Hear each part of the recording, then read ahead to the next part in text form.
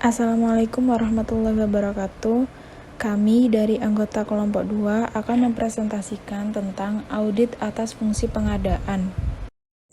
Tujuan dan manfaat audit sesuai dengan tujuan pengadaan, yaitu untuk mendapatkan barang atau jasa sesuai dengan kebutuhannya dengan pengorbanan yang ekonomis.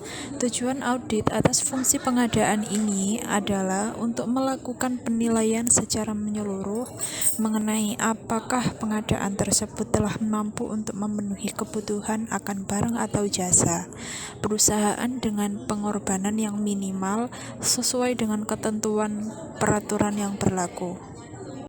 Tujuan audit atas fungsi pengadaan. 1. Untuk mencapai tujuan sesuai dengan visi dan misi organisasi.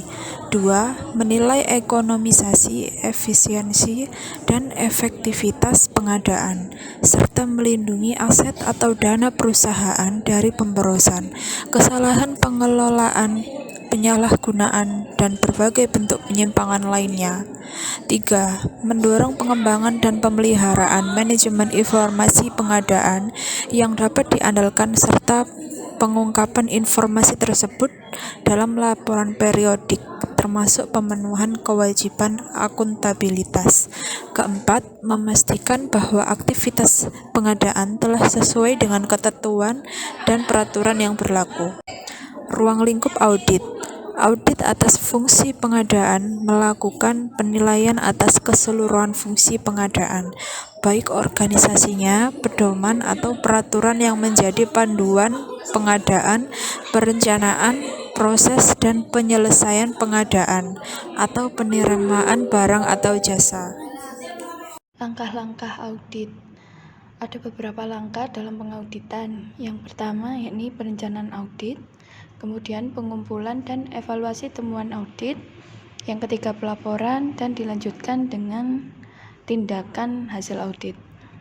Perencanaan audit menyangkut beberapa nilai. Yang pertama ada penilaian resiko dan penentuan ruang lingkup audit, kemudian penentuan jadwal audit, dan yang terakhir adalah penentuan kebutuhan sumber daya dalam melaksanakan audit. Proses pengadaan barang atau jasa. Proses pengadaan barang dan jasa harus mencerminkan keinginan organisasi untuk mendapatkan barang atau jasa untuk memenuhi kebutuhannya secara ekonomis, efisien, dan efektif.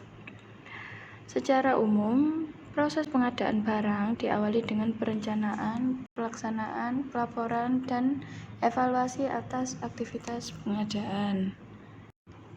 Kemungkinan kecurangan yang terjadi pada tahap inspeksi dan penerimaan barang atau jasa.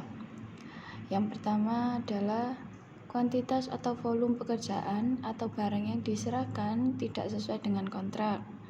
Yang kedua, kualitas pekerjaan yang diserahkan lebih rendah dari ketentuan dalam spesifikasi teknis atau kontrak. Yang ketiga, keterlambatan penyerahan barang. Yang keempat, perintah perubahan volume atau kontrak change order dalam rangka KKN. Kemudian kriteria penerimaan barang atau jasa.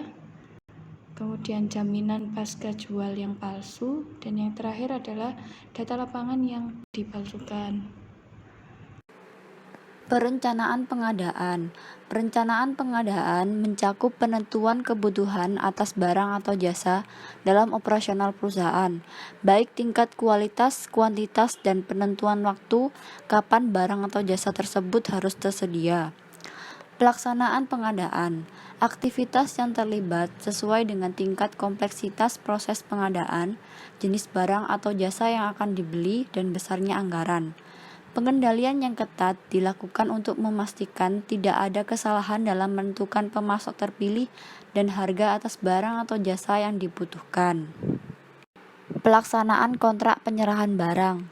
Setelah proses pengadaan menghasilkan pemasok terpilih, panitia pengadaan bertanggung jawab untuk memastikan barang atau jasa sesuai dengan pesanan, baik dari segi kuantitas yang diterima, tingkat kualitas, dan waktu penyerahannya. Pembayaran dan pelaporan. Pembayaran dapat dilakukan ketika serah terima atas barang atau jasa dinyatakan tidak terkandung masalah dan disahkan oleh pihak yang berwenang. Selanjutnya ada kecurangan dalam pengadaan. Pengadaan melibatkan pembeli dan penjual, di mana masing-masing mereka memiliki berbagai cara untuk melakukan korupsi pada setiap tahapan proses pengadaan. Pihak pemasok berkepentingan dengan penjualan produknya dan mengharapkan keuntungan dari penjualan tersebut. Nah, untuk mencapai tujuan tersebut, berbagai perilaku penyimpangan berikut ini yang mungkin bisa dilakukan. Yang pertama yaitu berkolusi dengan pihak pembeli dalam menentukan harga penawaran. Yang kedua, secara diskriminatif meningkatkan standar teknis sehingga pemasok lain sulit untuk memenuhinya. Yang ketiga, mencampuri secara tidak beretika pekerjaan evaluator baik dalam proses tender maupun dalam serah terima barang atau jasa. Yang terakhir yaitu memberikan sogokan. Lalu ada audit atas organisasi pengadaan.